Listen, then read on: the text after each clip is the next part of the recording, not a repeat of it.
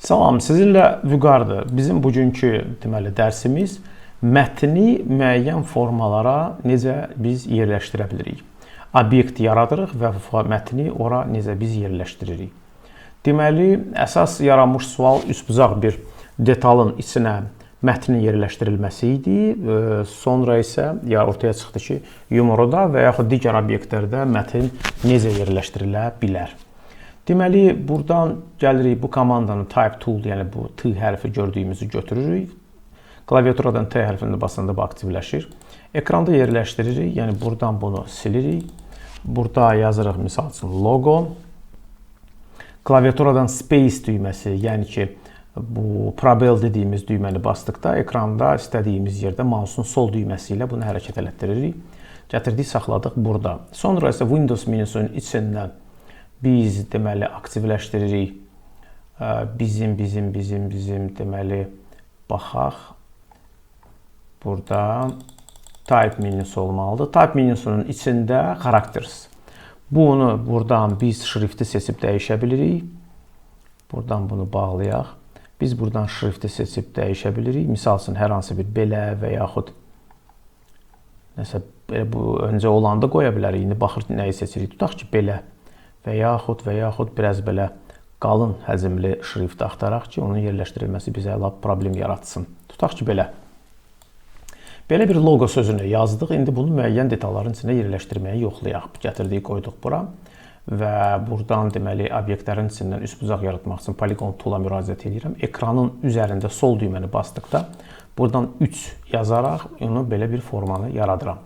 Sonra üçüncündən tutduqda shift düyməsi ilə onu fırladıram.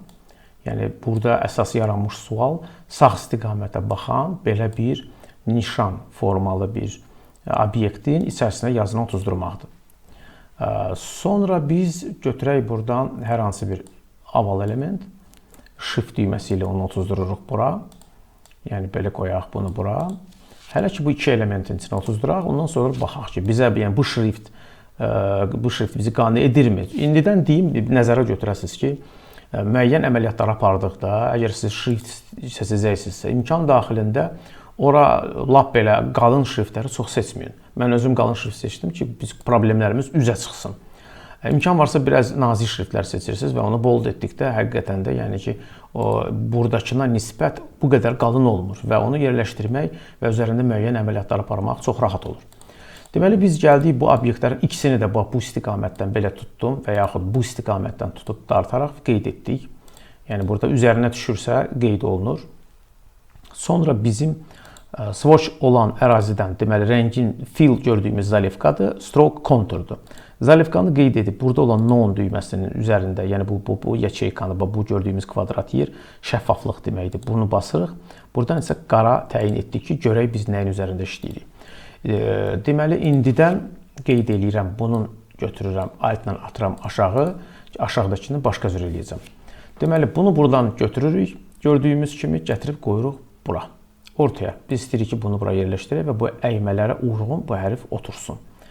Və bizim hərfimizi, deməli, iç zalevkasını qeyd edib, onu aranjov eləyirik, contour stroke qeyd edib, onu şəffaf eləyirik. Yəni, burada yazının üstündən gedir söhbət. Gördüyümüz kimi xətt bunun üstündədir. Yəni, Illustrator proqramında əsas obyekt görülən bəzi əməliyyatlarda öndə və yaxud arxasında olması çox vacibdir ki, burada biz bunu belə option tam qeyd edirik. İndi buradan bunu da gətirib qoyuruq bura, çünki bunu da burada istifadə edəcəyik. Bunun ikisini qeyd edirik, keçirik Object menusunun içinə, buradan keçirik Envelope və gördüyümüz kimi Alt-Ctrl-C oturdu. Buradan da bunu qeyd edəndə Alt-Ctrl-C gördüyümüz kimi oturdu. Biz buradan, misal üçün, hər hansı bir əymə formalı bir iş görmək istədikdə onu belə formaya salıb, yəni ki, ortaya iş çıxarda bilirik və buradan biz bunu gördüyümüz kimi konturu qeyd edib rəng verdikdə fikir verirsinizsə konflikt yaranır. Çünki obyekt burada düzəldiyi halda sınıb, belə deyək, asan dildə. Expand etdikdə biz obyekt və fill bunu ayırırıq və gördüyümüz kimi həmin o bizə ki, burada xətt var idi, üçbucaq tam yox olur. Çünki obyektin onun içinə oturur. Necə ki, burada gördüyümüz kimi biz buradan gəlib expand etdikdə və object fill, yəni ki, biz bunu option tam bu formaya salırıq gördüyümüz kimi. Yenidən qaydırıq bura, buradan Ctrl Y, yəni Y düyməsini basdıqda açılır. İndi bizdə yaranan sual nədir? Biz bunun qırağından kontur istəyirik getsin və bunun da dairə istəyirik getsin və yazı onun içində olsun. Çünki bizim nəyin üzərində əməliyyat aparırıqsa, həmin obyektimiz yox olur. Çünki obyekt buna uyğunlaşır. Bizdə də obyekt budur. İndi fikir verin. Object menyusunun içinə girirəm, path menyusunun içinə girirəm. Offset path gördüyümüzdən burada misal üçün 10 qalsın 10. Okey. İndi keçirik bura. Yenə keçirəm bura. Göstərirəm yenə path. Gördüyümüz kimi offset path və okey. Buradan biz bunu artırdıq. Yəni bunun içi üzdən 1 sm. Yəni 10 point içəriyədir. Bax bu belə. Əgər ölçü vahidini, yəni millimetrlə işləmək istəyirsinizsə, keçirsiniz preference-də units. Unitin içində buradan götürürsünüz, qoyursunuz millimetr. Millimetr və millimetr. Bütün ölçü vahidini millimetr çevirib OK düyməsini basıram. İndi isə hər hansı bir obyekti yenə də yəni istifadə etmək istəyirsinizsə, misal üçün tutumunu biləsiniz, burada millimetrlə ölçü vahidini görəcəksiniz. İndi biz dərs keçirik deyə bizə burada pointlə və yaxud yəni ki millimetrlə verəcəyimiz o qədər önəmli deyil. Amma siz yəni hər hansı bir iş üçün, yəni ki əgər bunu icra edirsinizsə və ölçü əsasında işləməlisinizsə, hər halda ya punktirdir, sonra pointdir, sonra pikseldir, inçdir. Yəni bunların dəqiq ölçüsünü bilmirsiniz deyə millimetr və yaxud santimetrlə işlədə bilərsiniz. Yəni bu sizdən asılıdır. Bu ölçü məsələsini bildik. İndi isə fikir verin. Bunu buradan gətirdim, qoydum ortaya.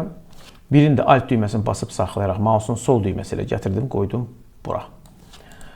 Deməli, indi buradan eyni ilə bilmək üçün ki, məndə yəni bunu buradan söndürək, bunu buradan yandıraq ki, yəni baxaq ki, arxadadır yoxsa ön hissədədir. Bildik ki, arxa hissədədir. İndi buradakı yəni hissəni qeyd eləyirik və yazımızı qeyd eləyirik. Ctrl Alt yəni belə, buradan da bunu qeyd eləyirik. Bu da buradan belə. Ctrl Alt C.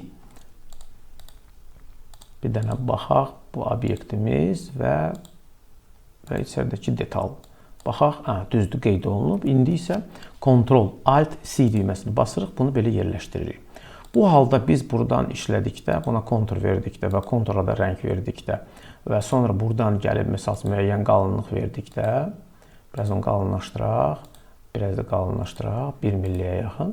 Burada da eyni ilə gəlirik bura və bəlli oldu ki, 1 milli kifayətdir və bu rəngdən istifadə edirik və yaxud hər hansı bir digər bir rəng qoyuruq. Misal üçün bizə lazımdırsa belə eləmək və yaxud buranı da qeyd edib hər hansı bir digər bir rəng veririk. Gördüyümüz kimi biz burada bu formanı işləyib, yəni buna belə deyim sizə, bu komandadan istifadə edirik. Path, gördüyümüz kimi offset pathdan istifadə edirik. Offset yaradaraq özündən kənar xətt yaradırıq və buradakı xəttdə müdaxilə eləməmək şərti ilə buradan da bunu ayıra bilərik ki, müəyyən burada əməliyyatları bunun da üstündə rahat apara bilək. Eyni də buna aiddir. Buradan girib, yəni ki, burada gördüyümüz bu komandadan istifadə edib yaratdığımız obyekti ayırmaq üçün expanddən istifadə edib, yəni bunu belə formaya sala bilirik ki, sonra bizə lazım olan digər əməliyyatları bunun üzərində apara bilək. Aha, deməli buradan gəldik, çıxdıq. İndi isə buradan qeyd edirik obyekti. Obyekti deməli expand edirəm buradan belə. İndi fikir verin, sağ düyməni basanda burada ungroup aktivdir. Amma mən bunu qeyd etdikdə, buradan qeyd eləyəndə, yəni zalivka qeyd olunanda, biz buradan basanda qradiyent işə düşür ki, biz buradan bu formada elədikdə hərəsinin ayrı-ayrılıqda qradiyenti əmələ gəlir. Alt düyməsini basıb saxlayaraq mausun sol düyməsi ilə biz yaxınlaşdırıb uzaqlaşdıra bilirik. Deməli, burada bu formanı işləyəndə və biz bunu eyni anda işləmək istəmiriksə, əlbəttə ki, biz buradan sadəcə olaraq sağ düyməni basıb ungroup etdikdə, biz yəni bunu bir dəfədə basaq, ungroup eləyək, tam ayrılsın. Biz bunu individual ayrılıqda, yəni ki, işi icra edə bilirik. Görürsünüz, ayrılıqda. Yəni bu ucu qeyd olundu deyə. Hansını qeyd edib qradiyentə keçəcəmsə, onun üzərindəki bu dəyişir və biz bu qradiyentlərin yerini belə oynada bilirik istədiyimiz kimi. Dəyişib, yəni dizaynda müəyyən dəyişiklik eləyə bilərik yazıların üstündə. Yəni bu qradiyenti opşi burada bir-bir ayırıb belə işləmək mümkündür. Bu əsas forma burada, yəni ki, bir dənə gördüyümüz yazını bu formaya salıb, yəni belə işlətmək mümkündür. Ondan sonra bunun üzərində müəyyən manipulyasiyanı apara bilərsiniz. Yəni buradan qeyd edib, misal üçün, burasını düzəltmək və yaxud individual yanaşmalar hansısa hissəsi sizi qane eləmirsə, ona müdaxilə eləmək, və s. Yəni burada bunun içini silib əlavə nəsə başqa bir şey gətirib qoymaq, mövzuya aid və s. Əsas sual, yaranmış sual ondan ibarət idi ki, mətni hər hansı bir formanın içinə salıb həm ara məsafəli qoymaq, həm onu o formaya uyğunlaşdırmaq. Ki, mən sizə onu göstərdim və suallardan biri də oydu ki, yaranmış obyektə necə qradiyent müdaxiləsi olunsun. Necə ki, buradan götürüb basırıq, zalivkanı basıb buradan qeyd edəndə gördüyümüz kimi obyekt tam orada dəyişir. Buradan tutub belə aşağı elədikdə bu iki rəngdən ibarət olur və bunun üzərində sol düyməni 2 dəfə basdıqda rəngə müdaxilə edib, yəni belə əməliyyatlar aparmaq mümkündür. Burada yəni nə istəsəz onu mümkündür buradan belə eləmək. Gördüyümüz kimi. Yəni bu komanda əslində yəni burada gördüyümüz kimi müdaxilələr eləyib müəyyən formalara sala bilirik. Hər hansı bir rəng deməli verildikdə biz müəyyən obyektlərimizi qeyd edib pipetkadan, yəni airdropperdən istifadə edib rəngi ora götürüb, yəni keçid eləyə bilirik ki, misal üçün bizim bütün bu obyektlərimiz tutaq ki, bu rəngdən ibarət olsunlar və sonra onları individual qeyd eləyərək gradient komandasına keçdikdə biz müdaxilə edib dəyişə bilirik. Yəni buradan gördüyümüz kimi bunun şəffaflığıdır. Bu da onun müxtəlif formalarıdır, hansı ki istifadə eləmək olur. Dərəcə altında burada yayımıdır. Biz bax bu formada müdaxilələr eləyib, yəni bu formanı içində mətni yerləşdirə bilirik. Mətnin özü ilə işləmək bir neçə cürdür əslində. Yəni burada sizə açıq deyim. Mətni götürüb qoyaq. Tutaq ki, buradan bunu silim. Bunun da yerində yazıram. Misal üçün start. Tutaq ki, niyə biz bu komandalardan istifadə eləmirik? Mətni öncədən yəni expand eləyib sındırıram. Yəni bu formada işləmək mənə rahatdır. Burada gördüyümüz kimi bu free transform tool komandasından istifadə edib transformasiya üçün belə detallardan, yəni belə komandalardan da istifadə edə bilirik.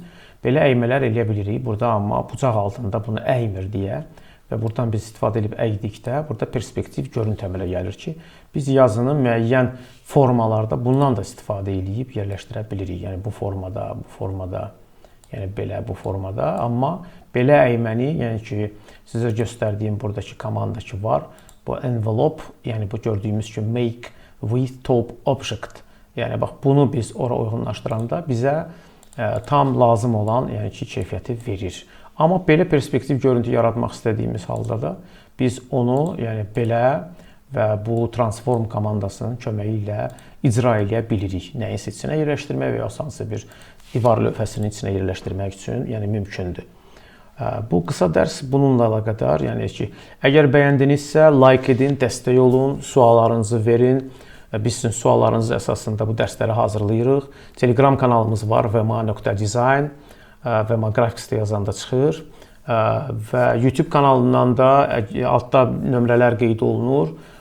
Telegram kanalıdır, sonra Instagramdır. Əsas da Telegram kanalından suallarınızı ünvanlaya bilərsiniz. Biz sizin suallar əsasında videoları düzəldib paylaşacağıq. Bəyəndinizsə like edin, dəstək olun. Biz sizə maraqlı dərslər yazıb hazırlayaq, bölüşək. Bu qədər.